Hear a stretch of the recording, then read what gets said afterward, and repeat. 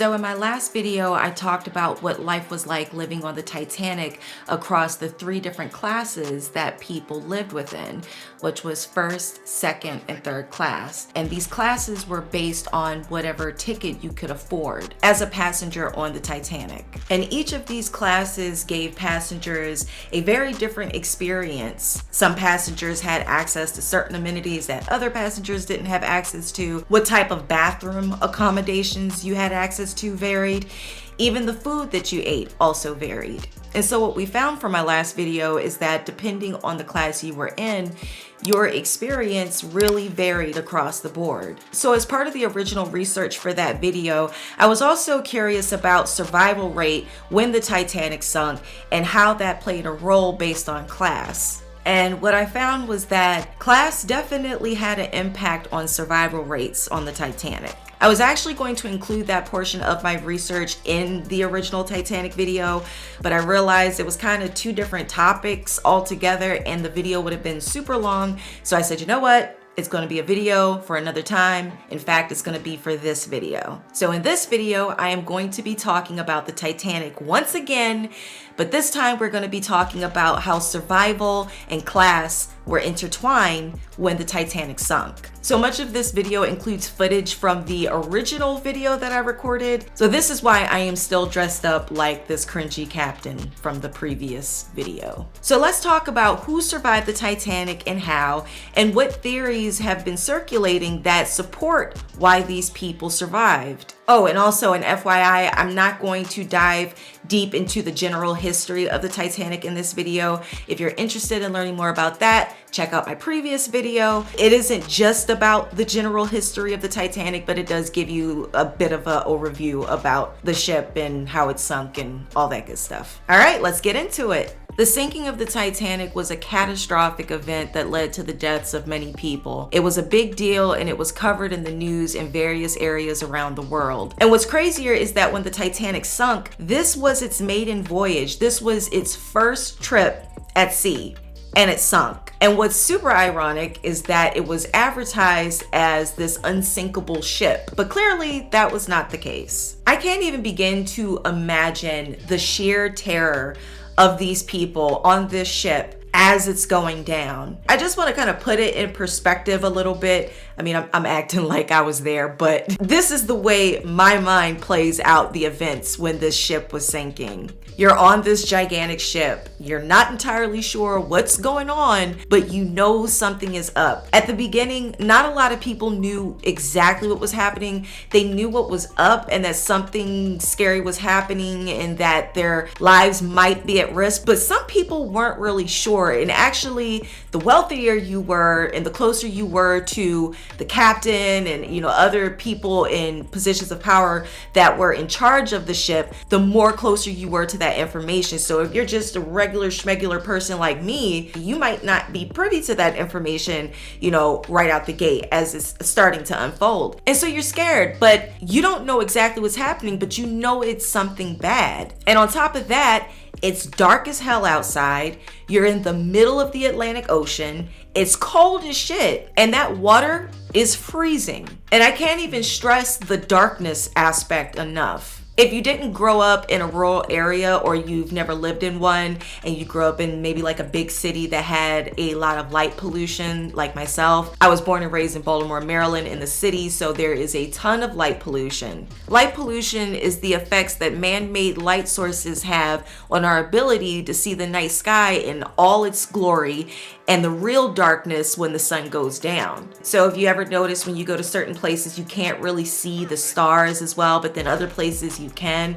A lot of that is the impact of light pollution from man-made light sources. So the further away you are from man-made light sources at night, the more dark your environment looks, the more the sky just lights up with stars and the moon as well. But then on the flip side of that, it's pitch freaking black. And that is what these people were experiencing on the Titanic when it was sinking and the lights were out on the ship. They're in the middle of nowhere in this cold ocean and it is pitch black. I don't know about you, but to me, that sounds freaking terrifying. What's also terrifying is that the Titanic was not equipped with enough lifeboats in the event it sunk and the boat was at full capacity. Kind of like the situation that it found itself in. And this oversight had dire consequences because this led to a situation where certain lives were prioritized while others not so much. And as a result, many lives were lost. I've seen numbers vary across the board when it comes to the Titanic and survival rates. And so I decided to go with data that came from the UK House of Commons because, I don't know, it felt more official, I guess. Of the 2,206 passengers and crew on board the Titanic, an estimated 1,501 died. That is 68%. So like I said, I wanted to know how class played a role in survival. And what I found was that class played a major role in survival. But not only class, but also age as well as gender. There is a ton of data that exists out there after the Titanic sunk. And a lot of it was gathered from insurance companies, from claims that were made by survivors and families of the deceased. Also, official inquiries were launched by Britain and the US. This is data that was collected by the UK House of Commons, and this data is super insightful. It paints a better picture of what happened during the 2.5 hours it took the Titanic to become fully submerged. So we already know that 2,206 people were aboard the Titanic per the UK House of Commons, and this includes all classes and the Titanic's crew. Of the total population, 898 were the Titanic's crew, 322 were from first class, 277 were from second class, and 709 were from third class. Also, if this looks like it's going to be boring as hell and like you're going to be in the middle of a statistics class, don't worry. I'm going to make it as not like that as possible. I promise. Just hang tight with me here because this is interesting. I don't know, maybe I'm just a geek, but I thought this was very insightful. So, just hang tight. Looking specifically at first class passengers, 62% survived while 38% died. And in second class, 39% survived and 61% died.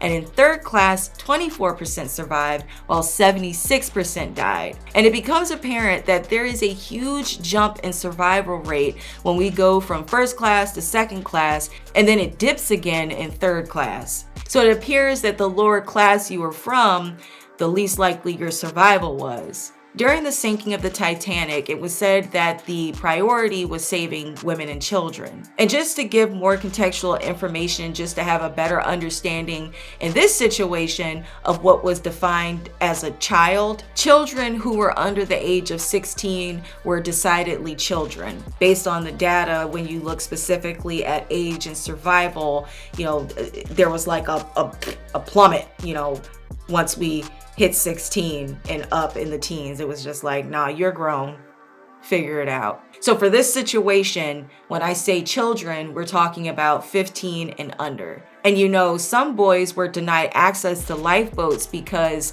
they were 16 or 17, and so they were considered to no longer be children. What's interesting about this graph is that only 5 of the 144 women in first class perished, but looking at third class, 81 out of 179 women in third class perished. That's a 45% fatality rate for third class. You'll also notice that fatalities amongst children in first and second class is 0, but for children who were in third class, 53 out of 105 died. That's a 50% mortality rate for these children in third class. And so when you think about children and women being a priority, that's a lot of kids that died, and they're all from third class. It's pretty crazy. And an argument can be made that there were way less people in first class, so obviously more people might survive. It's less people there, so of course fatality rates would be higher in areas where there are more people. But Keeping into consideration that women and children were supposed to be the priority here,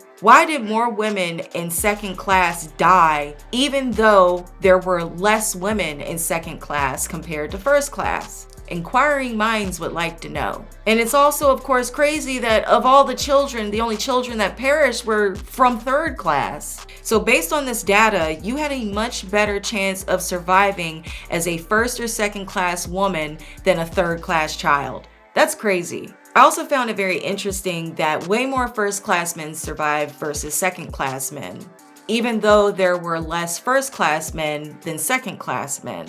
58 men in first class survived while only 13 survived in second class. And the fatalities among third class men, women, and children across the board is also much higher. So while it is apparent that women and children under 16 years old were prioritized based on the overall survival rate, it wasn't so black and white. After looking at the numbers, I would personally argue to say that these were the prioritized people: first class women and children, second class children, second class women, and finally first class men. If you were a second class man or a third class man, child or woman, or a male crew member, your chances of surviving the Titanic were much lower than the aforementioned groups. And of course, there are also possibly many other contributing factors that contributed to who survived and who didn't, that we may or may not be aware of. I'm not saying that this is like a cut dry thing. I'm a researcher, and so I don't think that this doesn't have any credence, but of course I'm sure there were aspects that contributed to the survival based on circumstances we might not even know. But one of the most obvious of reasons is clearly social status. Researchers have pointed out that it is plausible that first-class passengers would be more capable of securing a spot on a lifeboat compared to passengers with lesser economic means. First-class passengers often gave orders to crew members. Like, that's crazy. If you have enough money, you could just order around like a cruise ship captain? That's a level of wealth that I don't know nothing about, clearly. But some of these first class passengers having a relationship with some of the crew already would have put some of them in a position where they could bargain better than their second or third class counterparts. Some were also in closer contact with the upper echelon of the crew members, like the first and second officers who were overseeing loading passengers into the lifeboats.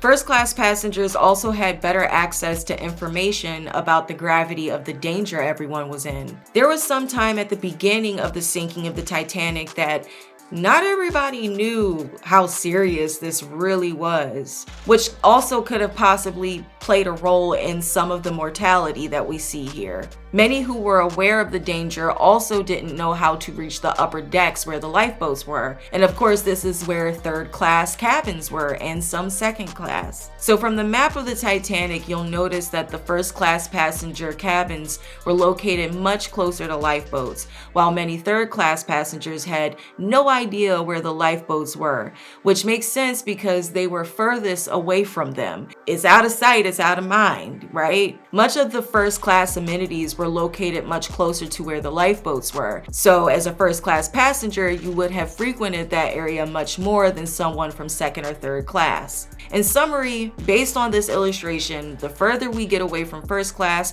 the harder it is to get to safety. And studies showed that first class passengers had a 40% chance of survival, while second class had a 16% higher chance of survival than third class did. And after seeing all this, it makes sense. Location played a role, socioeconomic status played a role, in relation to the socioeconomic part, who you knew mattered on the crew, if you had the financial means to bargain. These were all contributing factors. So I mentioned earlier that the lack of lifeboats aboard the Titanic was a major issue that contributed to the high mortality rate. The Titanic had 14 lifeboats capable of carrying 910 people, 2 emergency sea boats with a 70-person capacity total, and 4 collapsible boats with a capacity of 196. What it should have had was 48 lifeboats in total, but this was considered to be unnecessary for a ship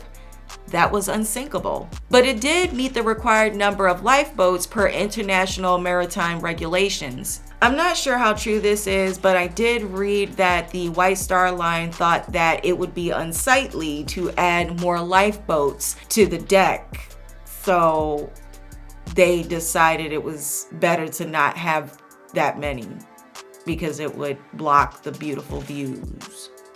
Somebody was kicking theirself in the ass after that. It's crazy to think about how much money and time and work went into creating this massive and beautiful ship. You know, all of the time that was put into making it big and beautiful, just luxurious, right?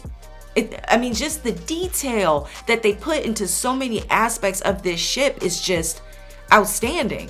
But the one thing that they ended up needing the most, more than anything in the world, they didn't have enough of. In addition to the lack of lifeboats, the impacts of classism, and other factors, something else that contributed to more deaths was the lifeboats weren't filled as much as they could have been. Unfortunately, a lot of lifeboats were put out there that had room for more people. So these images demonstrate each lifeboat, and the blue boxes represent people that occupied a seat. The white dots indicate spots that were empty when the lifeboats were lowered into the sea. And as you can see, there are many white dots, especially at the beginning of rescue efforts. And this is because of a combination of reasons, apparently. For one thing, the crew was not properly trained on how to use the equipment necessary to get the lifeboats going. And, you know, rescue efforts were poorly supervised. You know, these people were probably doing the best that they could and what they thought they could do. The sinking of the Titanic is a very sad story, but from a social curiosity standpoint, I guess I find it interesting. Okay, I find it very interesting. I find it interesting as to how human beings interact with each other when they're forced into a life or death situation. I think that in situations like this, you learn a lot about people as individuals, but also us human beings as a species in general. You know, how do these types of situations play out when the need for self-preservation kicks in? So that's it for this video, and this is it for the Titanic as a whole, at least for now. Maybe in the future, way, way, way out there in the future, I'll do another Titanic video. But until then, that's it. Until next time, bye.